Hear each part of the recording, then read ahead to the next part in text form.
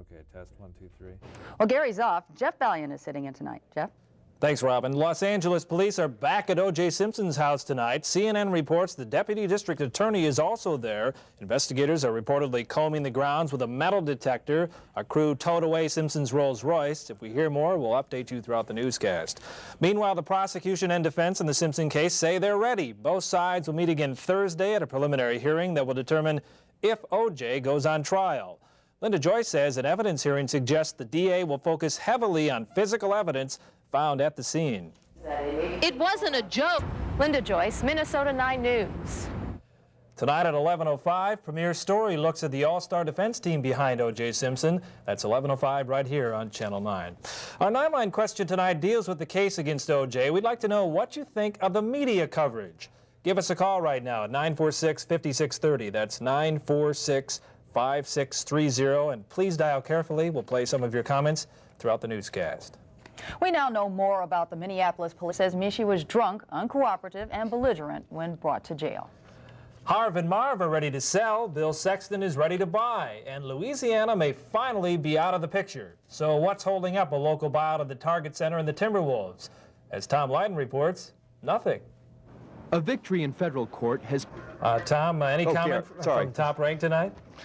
No comment from Top Rank. That's their only comment. But it looks like their whole investment group is really falling apart. Apparently, one of their major investors has really backed out. No interest any longer. So they may no longer be a factor. Just a matter of time. You bet. Thanks, Tom. Scroll down the news menu and take a look at the stories ahead tonight.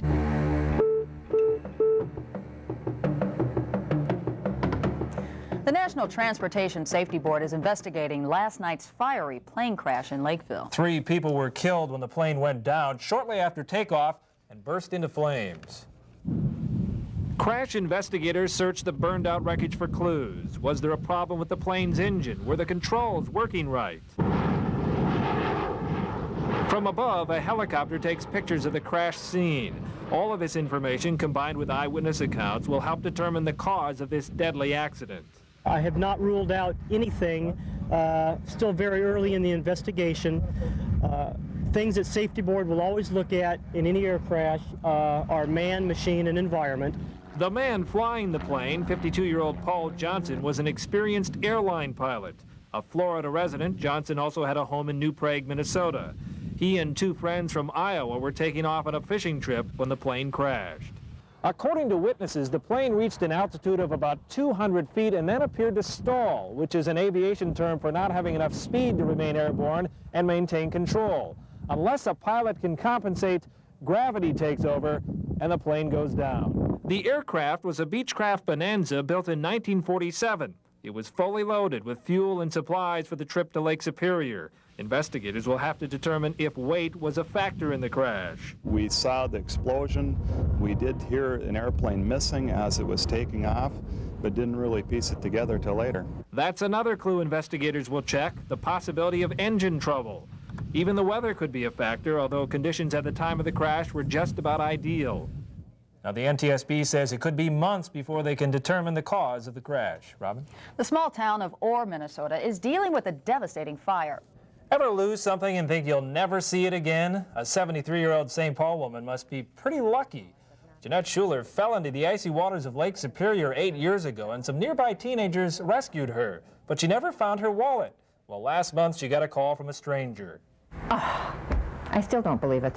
Absolutely. When he called, and my 2 daughters were here, I said, I don't believe this. How can it be after all these years?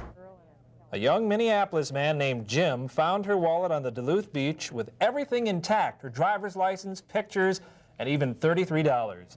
Jeanette says this has renewed her faith in young people. She even tried to offer him a reward, but he said he'd return the money, didn't want money for returning the wallet. He just wanted to hear her story.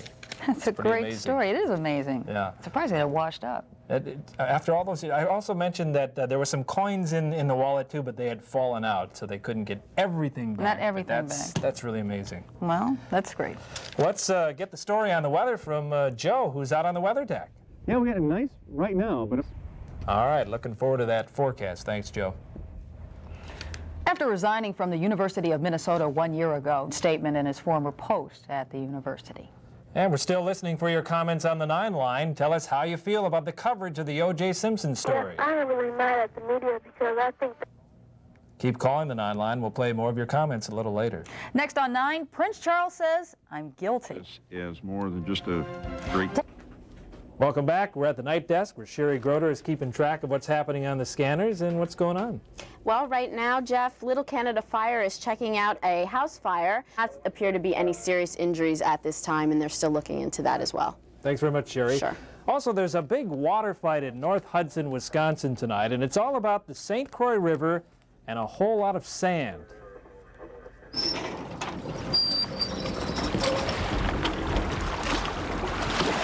Okay. Dick Daniels has spent much of his life cruising the St. Croix. Okay, here we go. He owns a boat, but nothing fancy, and compared to some of the yachts and houseboats on these waters, that's what it is. It's becoming so exclusive out here now. And I told my kids this morning, I said, you know, in 10 years we might not even be able to go up the river anymore because there'll be no place to go unless you belong to some kind of exclusive yacht club or whatever the case might be. Dick Daniels is an average Joe who found this sandbar to be the only yacht club he ever needed. For years, boaters have been docking on this sandbar free of charge, but not so anymore. Somebody decided this is pretty choice real estate, and if you want to use it, you're going to have to pay.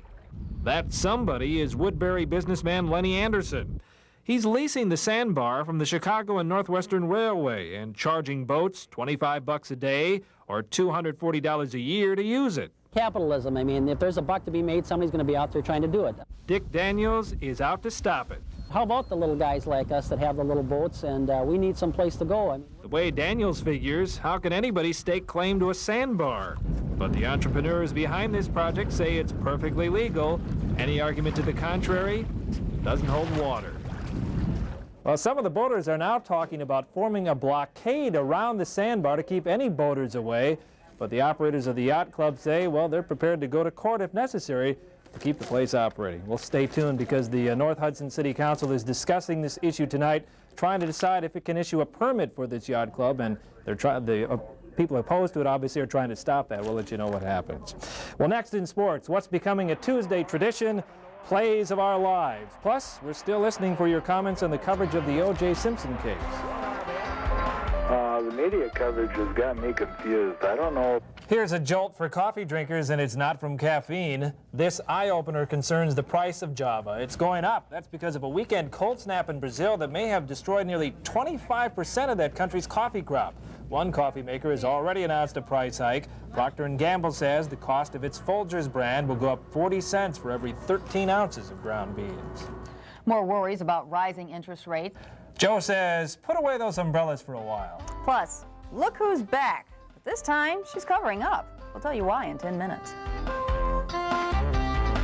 In tonight's Bits and Bytes file, a new look for an American icon of advertising. Remember this famous suntanned cutie? Well, it rays, which is a very smart thing to do. Very good, and it's nice to see that UV rating coming out. That's helpful. Sure a lot of is. folks.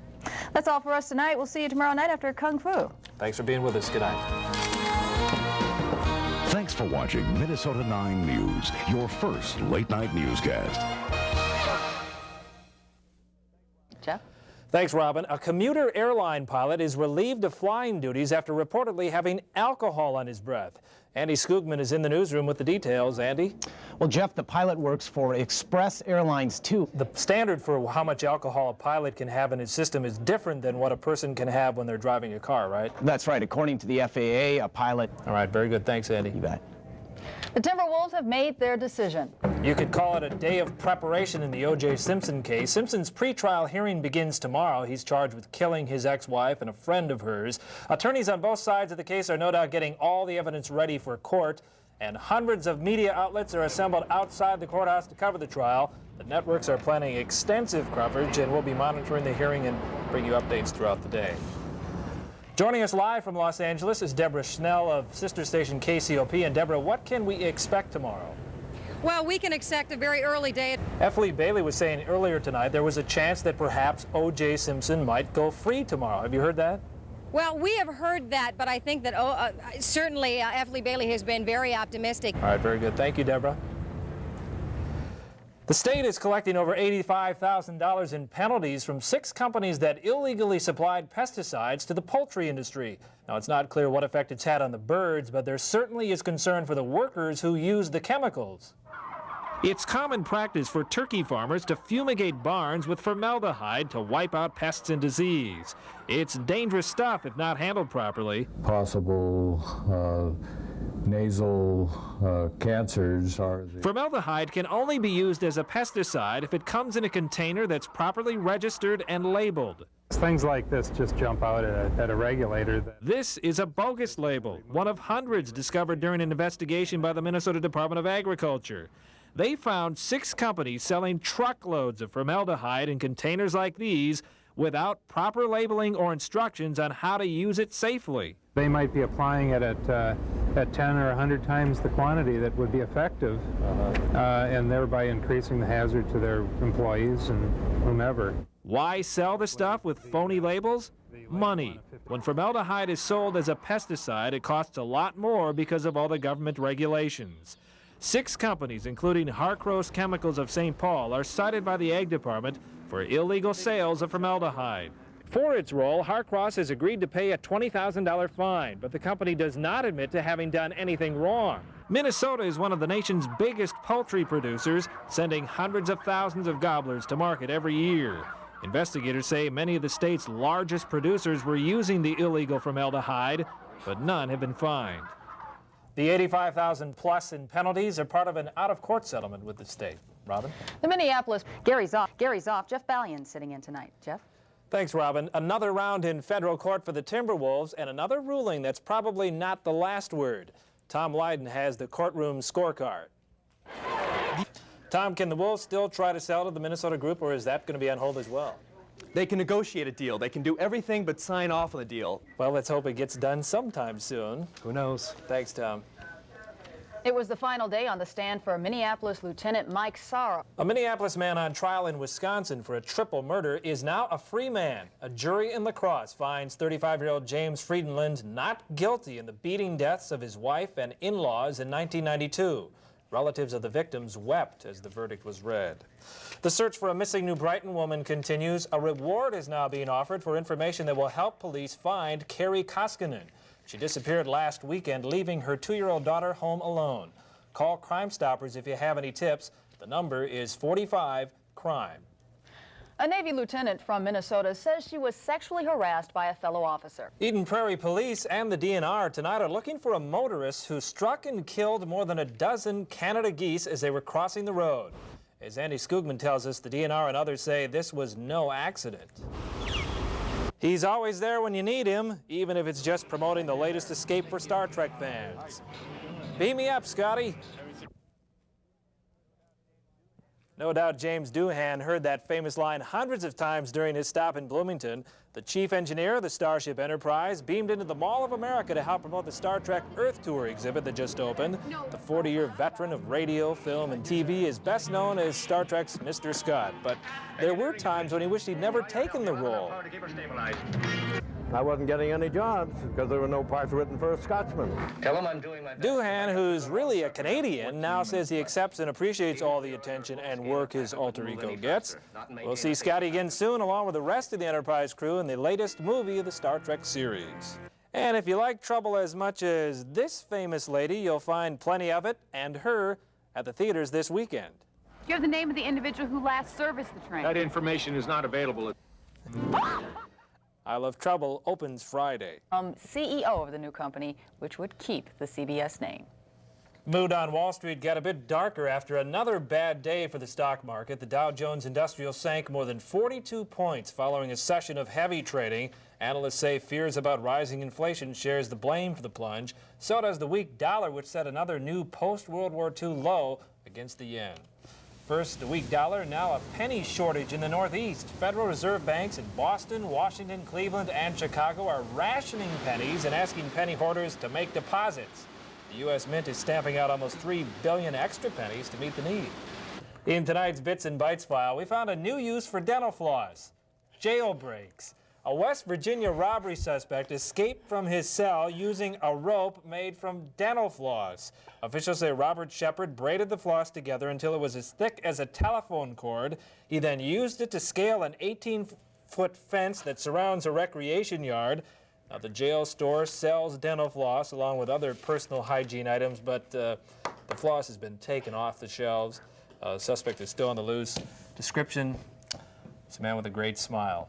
Isn't it suspicious? I mean, excuse me, I'd like some dental floss every single day. It's a little odd. I'm surprised they didn't notice soon enough. Oh, it's pretty crazy. It's good. That was a good line. I like that. Ba-dum-bum. You're very good. Well, Friday night, join us after Impulse. Thanks for joining us. We'll see you tomorrow. Good night.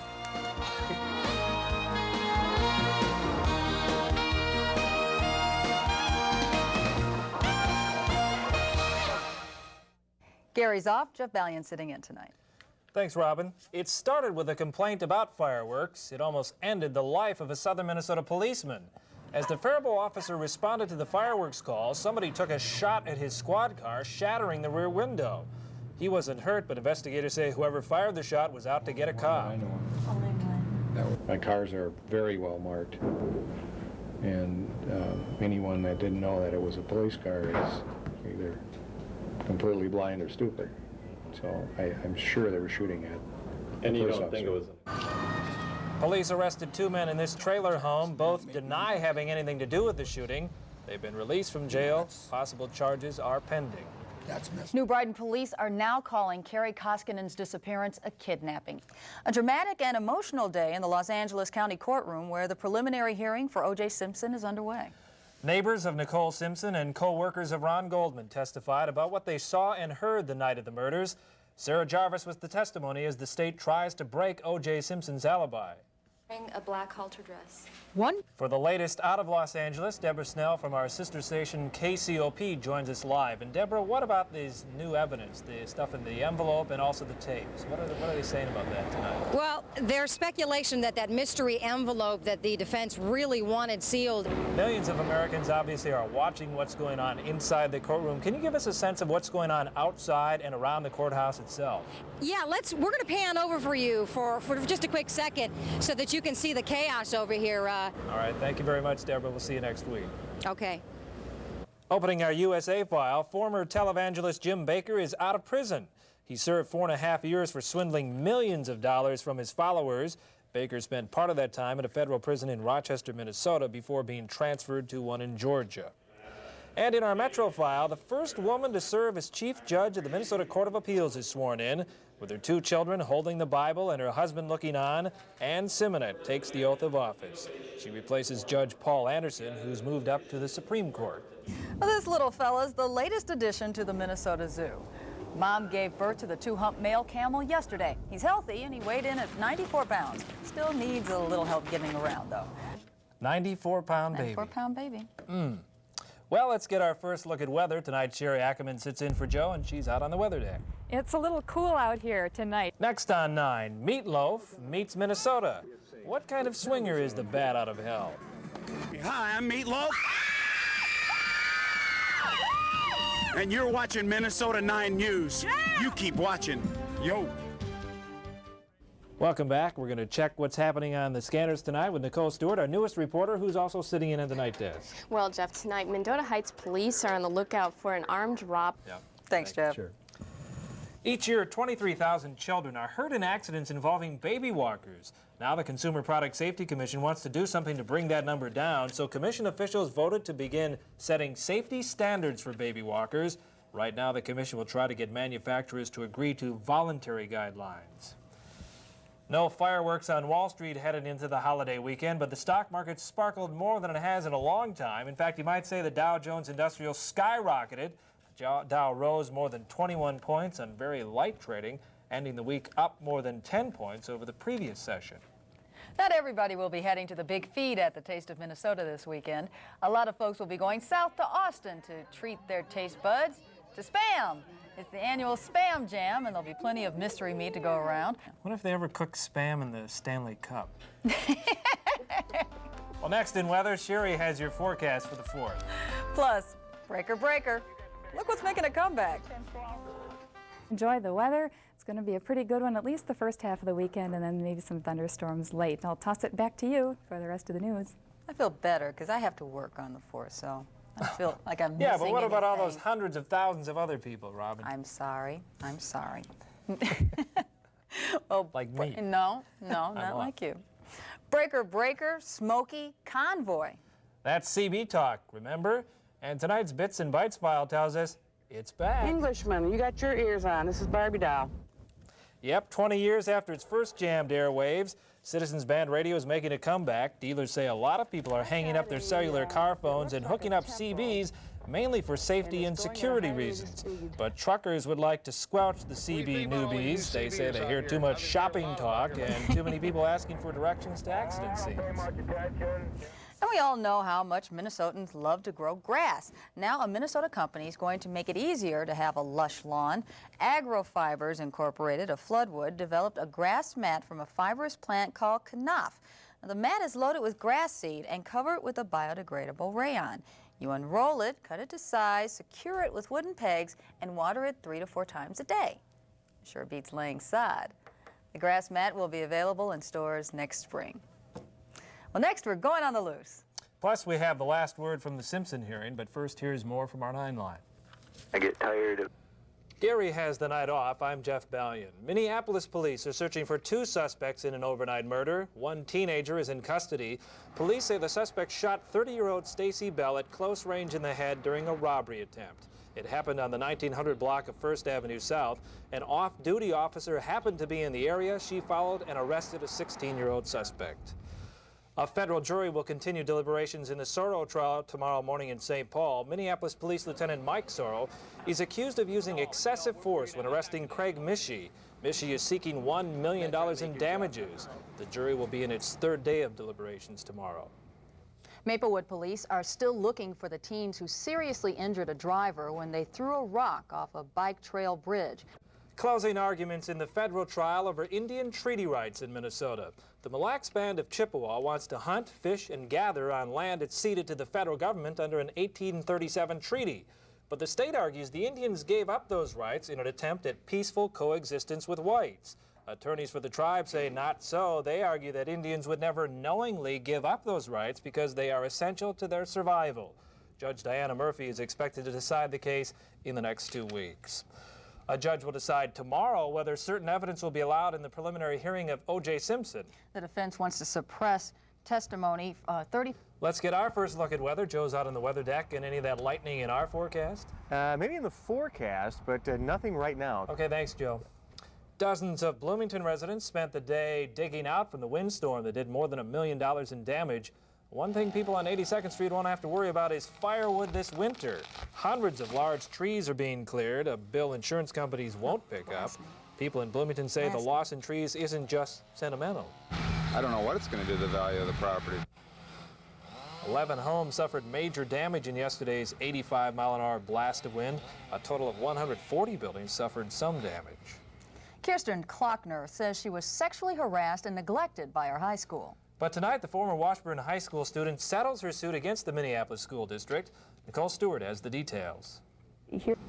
Minneapolis school officials say that steps have been taken to improve awareness among students and staff on sexual harassment policies. Do you know what it takes to earn a high school diploma in Minnesota? Right now, the only state requirements are for students to have 20 credits and a grade of D- or better. But starting this fall, some 9th graders will be tested to see what they've learned and if they can apply it to everyday life. It's basic stuff like being able to read and comprehend a newspaper or figure out the best price for a compact disc. Before you call these standards too easy, consider this. Thousands of Minnesota kids probably can't meet them. Between 20 and 30% of the students. Our 9-line question tonight, what do you think about these graduation standards? Give us a call right now at 946-5630. That's 946-5630. Please dial carefully. We'll play your comments throughout our newscast. Imagine seeing an alligator walking down a Minnesota street. Taken into custody, Willie did not put up any resistance. Wonder how you housebreak an alligator. You don't. You let them do what they want. Whatever they... That's right. Next in entertainment, soap fans say, why are the days of my lives filled with another world? Mainly O.J. Simpson. Plus, in 10 minutes, the Navy heads to Haiti. Opening our global file, President Clinton is in Poland tonight, the second stop in his four-nation tour of Europe. Clinton told Polish President Lech Wałęsa he expects Poland to eventually become a full member of NATO. Earlier in the day, the president signed a trade agreement with the former Soviet Republic of Latvia. 4 U.S. warships left Norfolk this morning heading for Haiti and the possible evacuations of U.S. citizens. The Clinton administration is suggesting military intervention is a strong possibility. It also expects Haiti's dictators to step down within 6 months. Yesterday, Clinton revised his policy on Haiti, saying Haitians picked up at sea will not be given safe haven in the United States. Bosnian leaders have a new map to debate. Under the peace plan, the Muslim Croat Federation receives 51% of the territory. Serbs would control the rest. Serb leaders say the map has U.S. dictatorship written all over it. Bosnia says it gives Serbs too much land, but both sides say they'll consider the agreement. Next, Minnesota has the Thunder, but will the World Cup cause soccer to rain down on America? Leroy Burrell. That's pretty fast. He is fast. He almost kept up with him, too. Fastest in the world. I mean, wouldn't that be a great line to say at parties? Hi, I'm Leroy Burrell. I'm the fastest man in the world. I mean, it's true. You still won't get a date. Not with you, anyway. I don't know. I don't know about that, but, you know, around the refreshments, it just seems like something you could say. It would turn heads. I don't know. Thanks, Jeff. Sure. The Soo Line rail workers in Minnesota are getting ready to derail parent company Canadian Pacific's local operations with a strike. A lot of nail-biting on Wall Street as investors and traders waited to find out whether the Fed planned to raise interest rates. But the wait was for naught. Today's monetary policy meeting ended with no comment on what might happen with rates. The tentative mood didn't hurt the stock market. The Dow closed up more than 22 points on fairly heavy trading, but market analysts are unimpressed with Wall Street's performance, saying the overall trend appears flat. 4 of the 7 baby bells are... Next time you go grocery shopping, you'll notice something different on that package of steaks, chicken, or chops you buy. Safe handling labels are now required on all packages of raw meat and poultry. The labels provide information on how to store and cook meat to avoid food poisoning. Ground meat products began carrying the labeling in May. Blockbuster Entertainment is singing a new business song. Next in weather, is the rain behind us? Joe has the details. Plus, in 10 minutes, meet the Motor Maids.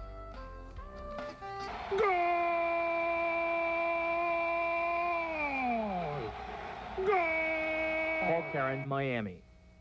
I think he looks like Rush Limbaugh. Wouldn't you like to hear Rush doing that every night? Oh, how does his voice keep up? Oh, gosh, that's incredible. Well, next, we go on the loose. But first, more from our 9 line. I think there should be testing because when I graduated... The Twins pulled it out in dramatic fashion. Dramatic fashion. Yes. Let's go to the videotape. I've always wanted to say that. 5-2, Roberto Alomar. Yes. Great stop by Knobloch, who throws wide, 2-run score, and all of a sudden it's 5-4. They only have a 1-run lead, tying run at second. Rick Aguilera against Paul Molitor. Goal! Goal! And the Twins win 5-4. You get Johnny Carson and the soccer announcer twice in 10 seconds. What can you say? Help, I'm being surrounded out here. Twins win 5-4. The losing streak is over. They host Toronto at noon tomorrow. That's good news. Yes, it is. Yes, it is. That's weird, wacky stuff. Well, that is weird. That's my imitation. Well, it's time to go now, you see. Let's wrap it up. Say a word. Just Thank let you. people We'll do see it. you tomorrow night after D Space 9. Good Thanks night. for joining us.